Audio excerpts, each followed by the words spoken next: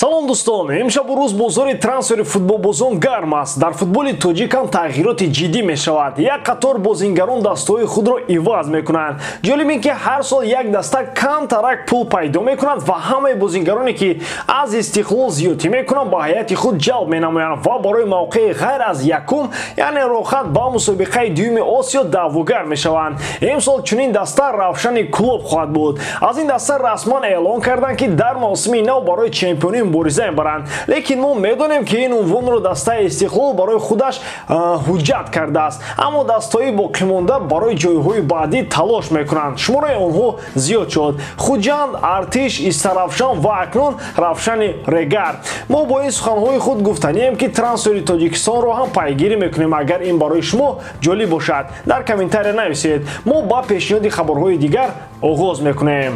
Дӯстон, футболи даставӣ дар ҷӯшу хуруш аст ва моро тоб рақобатҳо интизоранд. Тоттенхем баъди мағлубият дар бозии аввал кӯшиш мекунад қасдияшро аз Челси гирад.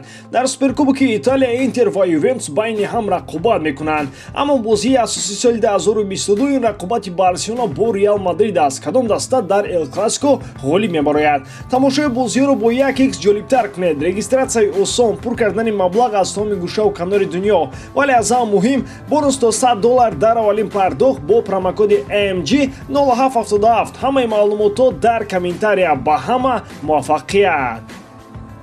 футболбози эронии дастаи Зенити шаҳри Санкт-Петербург дар маркази таваҷҷӯҳи клубҳои аврупоӣ қарор дорад. То ҳамин дам дастаи Лион аз ҳама бештар хоҳиши ба ҳаяташ ҷалб кардани ин футболбозро карда буд. Баъд аз Лион дастаҳои кишвари Италия ҳам яке паси дигаре таваҷҷӯҳи худро ба азмун нишон доданд. Аз Италия якумин шуда Аталанта бо пешниҳоди худ ба намояндаҳои азмун муроҷиат кард. Гуфта мешуд ки сердар азмун аз ҳама наздиктар маҳз ба дастаи шаҳри Бергамо аст. Вале Аталанта рақиби бисёр арзандаро дар бозори трансферӣ пайдо кард. Дастаи Ювентус ба ҳамлагари эронӣ мароғ зоҳир кардааст. Ин таваҷҷӯҳи туриниҳо дар натиҷаи осебҳои паёпаи Федерико Кьеза пайдо шуд.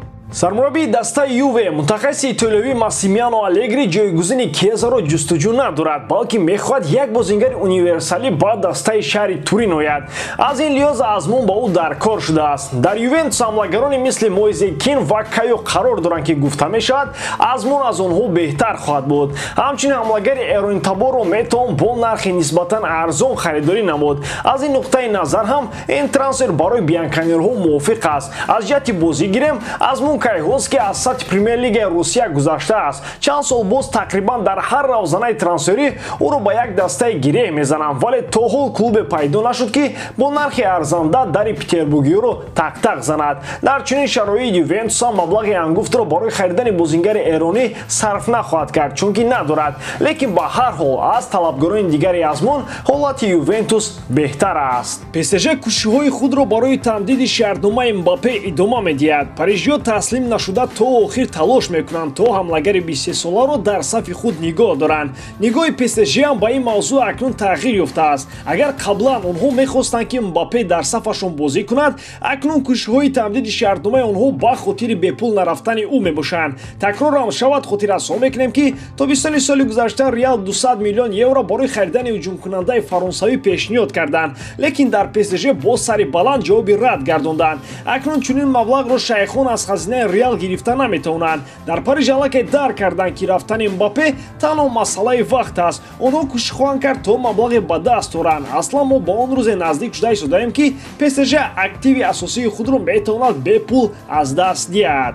طبق خبرها شیخان مبلغ انگفت را با مباپه پیشنهاد کردند، ولی حملگر جوان علاقه انتخاب خود را با نفع ریال مادرید کرده است. بسیاری میگویند که در مادرید فوتبالباز فرانسوی ماهانه کمتر را خواهد گرفت. بله این درست است، اما این معنای آن را ندارد که او مبلغ کم کار خواهد کرد. در ریال معاش یگانه منبع درآمد نیست. رونالدو در ریال تنها 20% درآمدش را از ماهانه به دست می‌آورد. بعد از اومدن مباپه به ریال او برند خواهد شد. شرطنامه‌ها با شرکت‌های گوناگون реклама ва як гала манбаи дигари даромад ки маблағи ба дастовардаи Мбапперо хеле зиёд хоҳад кард. Криштиано Роналдо аз вазъияте ки дар Манчестер Юнайтед ҳаст хаставу бемадор шуда мехоҳад фазоро иваз кунад. Ин фазои мусоидро ҳамлагари португалӣ дар дастаҳои дигар мебинад. Омадани Рагник ҳам шароити Манчестер Юнайтедро беҳбудӣ набахшид. Ҳама ин Криштианоро водор кардааст ки дар ҷустуҷӯи дастаи нав шавад. Ӯ аллакай дар ин бора ба агенташ Жорже Мендеш хабар додааст. Баъд аз анҷоми мавсими мавсими ҷорӣ Роналдо метавонад дар дастаи дигар ва ҳатто чемпионати дигар бозӣ кунад.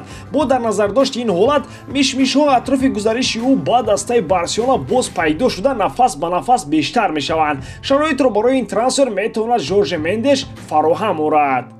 Гап сари он меравад ки агенти Роналдо бо президенти Барселона Жоан Лапорта муносибатҳои бисёр зишт дорад. Як ҷиҳати дигари масъала ин аст ки ба хабари гузариши Роналдо ба Барселона бовар кунем ё ин ки не, чунки дар ҳамин шабу рӯз Барса ва Манчестер Юнайтед тақрибан дар як ҳолат қарор доранд. Чаро собуни англисиро ба собуни испанӣ бояд иваз кард. Ҳар дуи даста метавонанд аз Лигаи Чемпионҳо бенасиб шаванд. Барои топ-4 мубориза дар чемпионатҳои дохилӣ тезу тун мешавад. Роналдо тобистони соли ҷорӣ 37 сола хоҳад буд. Кадом даста риски ба ҳайат ҷалб кардани чунин футболбозро хоҳад кард? Ҳарчанд ӯ Криштиано ҳам бошад, лек робот нест ку. Ҳамлагари Португалия ҳамеша мехоҳад дар Лигаи Чемпионҳо бозӣ кунад. Барса ва Манчестер Юнайтед айни ҳол аз рохати мавсими навбатии Лигаи Чемпионҳо фарсахҳо дуранд.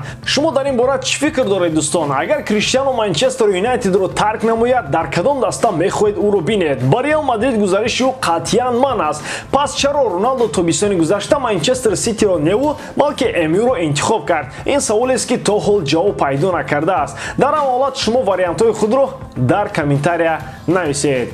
ба ҳамин таом бори дорам ки эҷодкории ман ба шумо писанд меояд. Лайк, комментария ва дар канал обуна шуданро аз ёд набароред. Бо шумо мисли ҳар вақта Муҳаммад Гаиров. Хай дӯстон, дар паноҳи Аллоҳ.